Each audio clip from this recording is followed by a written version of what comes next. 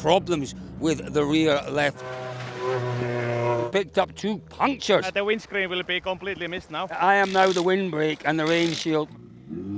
Clear. So look at this. So when he came here, it was dry. How do we know that? Look at the tyres. The tyres are completely dry. The second he goes away onto this stage, they'll be wet, they'll be full of mud. Or they have to get out to do a few checks. They didn't want to, that's for sure. Sammy Pyre, oh, look at that, the water coming off that tailgate. It's absolutely battering it down now. It's battering it down, and it's going to get worse. It's really going to get worse over the next 10 or 15 minutes.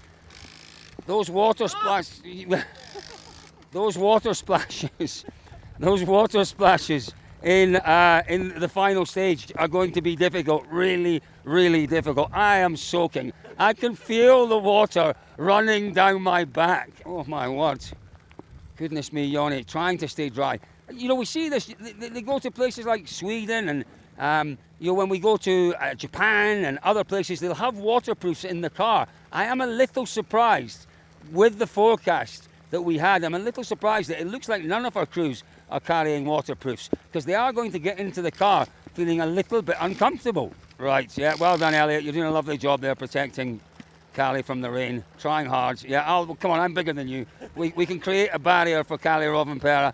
I'll just stand here and protect you a little bit. Kalle, I'm not getting too close to you. I'm trying to stop the rain from coming to you. Thanks. Yep, no problems.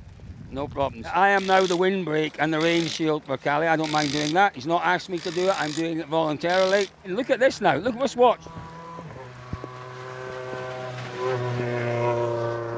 I can tell you, inside the car, like the windscreen will be completely missed now. That's true. That's true.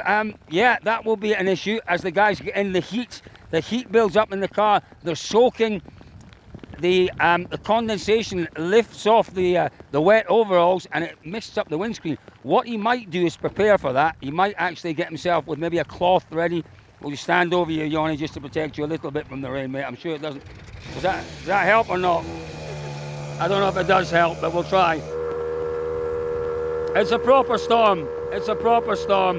It really is. To go into these conditions with 400 or 500 horsepower under your right foot and to drive committed through these conditions is astonishing. Folks, we're heading in the car. See you later. Well, this is Kalle Rovanperä. He's just come out of the second pass of Sleeping Warrior. Problems with the rear left suspension. You can see they're working on it in the middle of the road section. A short road section. Look at that across there. That's the start of the next stage. Limited time. George, what's happening here? You were here when he came in. Yeah, so he's basically got a broken wishbone as far as we can see. The back wheel is moving backwards and forwards. So they were looking at it, speaking on the phone. They got Elfyn across to look at it. He confirmed what they thought the issue was. They were trying to repair it with Jubilee clips, several of, and then straps. So, George, we know they carry spare parts on the Safari Rally. They haven't got what they need for this one, clearly. That's a big part, and with all the underbody protection in there, it would appear to be very hard to get it.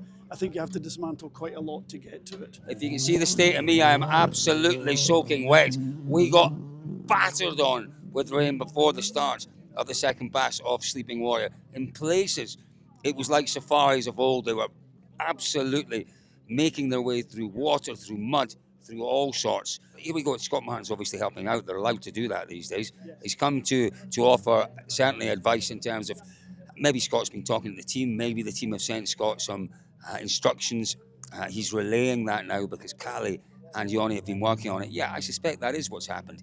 You know, Scott may have sent some pictures of the damage. Certainly Kalle and Jonny would have to the team. The team have relayed that information to Scott, and Scott now relaying it to the guys. It's Oliver Solberg making his way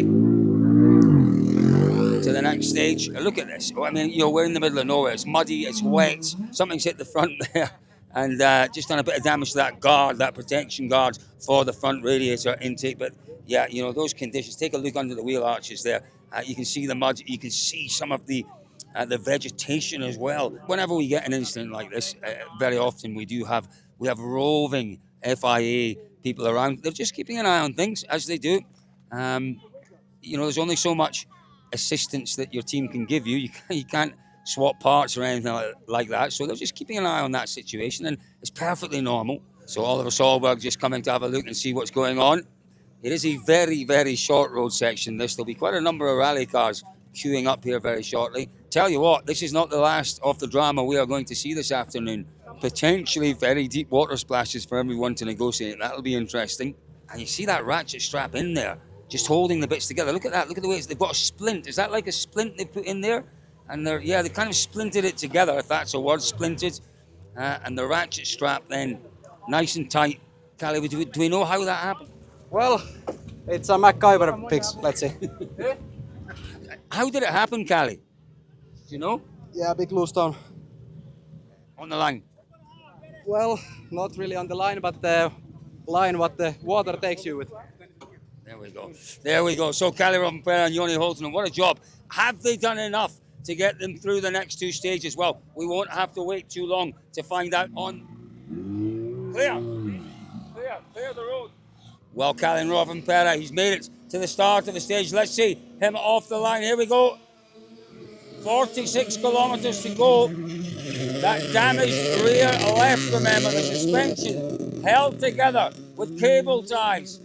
They're not the important parts. The ratchet straps and the Jubilee clips. Damaged rear left suspension, 46 kilometres. He's made it off the line, a long way to go. It's a big ask for that to hold together in these difficult conditions. But Rovanperä is as capable, probably more than capable of doing it. If anyone can, he can.